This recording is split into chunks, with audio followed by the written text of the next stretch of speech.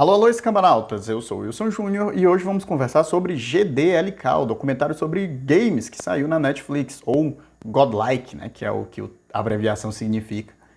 Ou pelo menos é isso que eu acho que a abreviação significa. Mas antes do vídeo começar, se você não for inscrito, se inscreve aqui no canal. Eu estou sempre falando sobre filmes, séries, documentários, literatura. Eu falo das coisas que eu gosto, que eu assisto e leio e que eu consumo, para a gente poder trocar aqui experiências. E se você tem vontade de aprender a escrever, o meu curso de escrita está gratuito aqui no canal, nessezinho. Você vai encontrar uma playlist para esse curso e lá você vai poder dar os seus primeiros passos na literatura, aprendendo a escrever conto. Eu adoro documentários, estou sempre aqui falando deles. E vão ter uma série de vídeos, na verdade, nos próximos dias que vou falar de documentários da Netflix, até porque não saem filmes ou séries suficientes, ou na verdade, pelo menos interessantes o suficiente para eu assistir e fazer crítica, né, para compartilhar aqui com vocês. Porém, os documentários, a maioria deles são muito bons ou muito interessantes, ou pelo menos educativos, né? A gente sai aprendendo alguma coisa nova que a gente não sabia antes.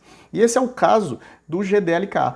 É um documentário sobre games que vai falar sobre a indústria dos jogos e a história da indústria dos jogos, porém ele é diferente, né? E eu acho que talvez as principais diferenças desse documentário estejam no fato de, existe uma prioridade em narrativas de diversidade, ou seja, eles vão falar um pouco sobre a questão de figuras importantes negras, trans, LGBT, de todas as formas, né, que não são, digamos assim, o padrão, né, ou as narrativas padrões que a gente conhece da própria indústria do game, e isso acaba trazendo narrativas muito interessantes que eu nunca tinha ouvido falar, apesar de já ter visto vários documentários sobre, né, videogames. O documentário ele vai ser meio que cronológico, começando falando sobre o início da indústria de games, e o último episódio, né, são apenas 6 episódios de mais ou menos 40 minutos, e o último episódio vai tratar do mundo em 3D e dos primeiros FPS, né, os First Person Shooters. Cada episódio com um objeto, né? Um fala sobre RPG, o outro vai falar sobre a transição do 8 bits para 16 bits,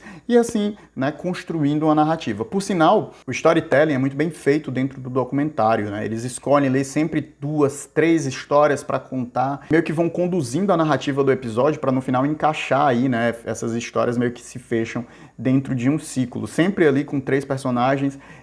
Normalmente eles pegam ali uma peça central, já muito conhecida, uma história daquelas que é importante, porém essas outras 2 histórias que orbitam a peça central são normalmente narrativas que a gente não conhecia, né? Por exemplo, quando eles vão falar sobre o cartucho, né, o jogo, o cara que desenvolveu a primeira tecnologia de jogos em cartucho, antes os jogos vinham, né, dentro do próprio console, foi um homem negro, né, e poucas pessoas sabem disso, e ele é uma figura, na verdade, muito esquecida dentro da história dos jogos.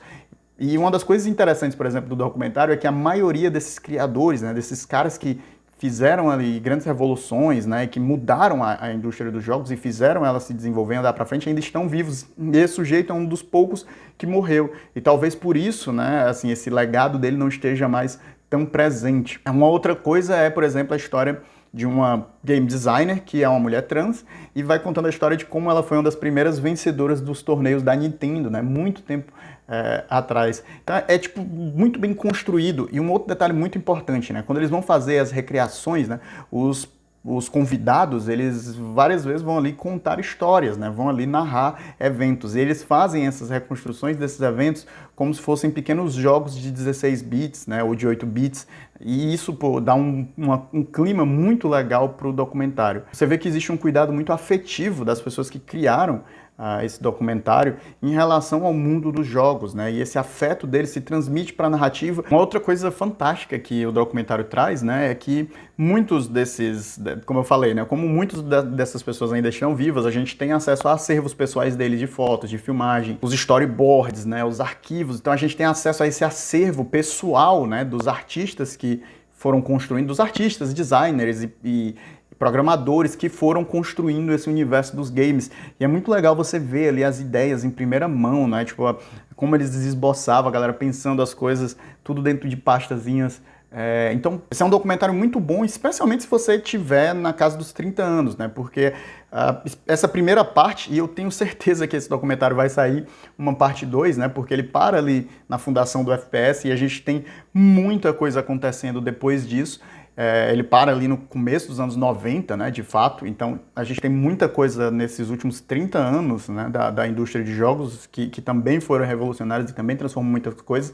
e eles provavelmente vão continuar, mas se você tem na casa dos 30 anos, né, um pouco mais, você vai ter vivido, experimentado muitas das coisas que aparecem ali. Ou se você, na verdade, é um entusiasta do mundo dos jogos e tem vontade de conhecer essa história, né? Então essa é a pedida para você, porque de fato é brilhantemente executado a narrativa desse documentário. Então se você não assistiu GDLK, vai lá que vai ser um excelente mergulho na nostalgia feito com maestria. Se você assistiu, deixa aqui a sua opinião, o que é que você achou, o que é que você sentiu falta que eles poderiam ter falado.